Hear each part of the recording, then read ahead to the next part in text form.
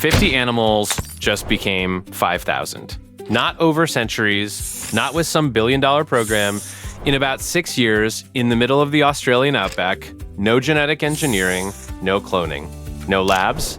They literally just built a fence. And the wildest part of this whole story, it almost didn't happen because hardly anyone believed fences would be enough. So let's back up. There's this animal in Australia called a bilby. If you've never seen one, picture a rabbit crossed with a mouse with these ridiculously long ears and a pointy nose. They're tiny, they're nocturnal, and for a long time they were disappearing. Here's why. When Europeans showed up in Australia, they brought foxes and cats. Not house cats lounging on couches either. Feral cats, wild hunting machines that absolutely decimated native wildlife. Bilbies had zero defenses against them. They'd survived millions of years in the outback, but they'd never dealt with anything like a fox. So the numbers crashed.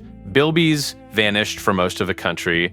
Entire regions where they'd lived for thousands of years just empty. By the time conservationists started sounding the alarm, it was getting dire. Now, here's where this story takes a turn. A group of people at the Australian Wildlife Conservancy looked at this problem and came up with a plan that sounded almost too simple. What if you just remove the predators, not from the whole country, obviously, but from one area? Build a massive fence, clear out every fox and cat inside it, and then let the bilbies do their thing. I know how that sounds. Just build a fence doesn't exactly scream cutting-edge conservation, but think about what it actually takes. We're talking about a fence around 9,570 hectares. That's basically a small city's worth of land. And it's not just any fence. It has to stop cats from climbing over, foxes from digging under, and everything from breaking through. They picked a spot called Mallee Cliffs National Park in New South Wales, and in 2019, they started with 50 bilbies. That's it, 50. Okay, I genuinely love this next part. Between 2021 and 2023, they released another 107 bilbies from a breeding area into the main sanctuary. And then they set up camera traps to see what would happen. The cameras started picking up bilbies everywhere, not in a few spots. Across 95% of the entire fenced area, these little guys just exploded. The population at Mallee Cliffs alone hit an estimated 1,840 animals, from 50 to nearly 2,000. I had to check that number 3 times. But here's what really got me. And this is the thing I keep coming back to. Mallee Cliffs isn't the only place this is working. The Australian Wildlife Conservancy runs 6 different sanctuaries across the country. And their total managed bilby population, it jumped from 3,300 in 2025 to 5,300 in 2026. That's 2,000 more bilbies in a single year. No experimental drugs, no complex breeding programs. Remove the things killing them, give them space, and they just come back. Nature's not fragile the way we sometimes think. It's ready to recover the second we stop breaking it.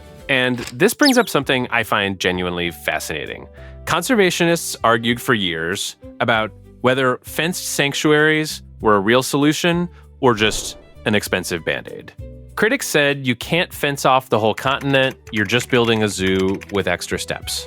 And honestly, that's a fair point. But the bilby numbers are kind of hard to argue with.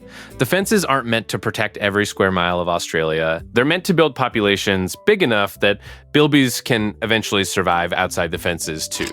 You grow the numbers inside, then start reintroducing them to places where predator control is good enough to give them a shot. It's a stepping stone, not a permanent solution. And right now, the stepping stone is working way better than anyone predicted. Remember what I said at the start about how almost nobody believed fences would be enough? The 1,800 bilbies at Mallee Cliffs are the answer to that doubt. 50 founders, 1 big fence, 6 years. That's all it took to turn a patch of empty dirt into one of the most successful marsupial recoveries Australia's ever seen.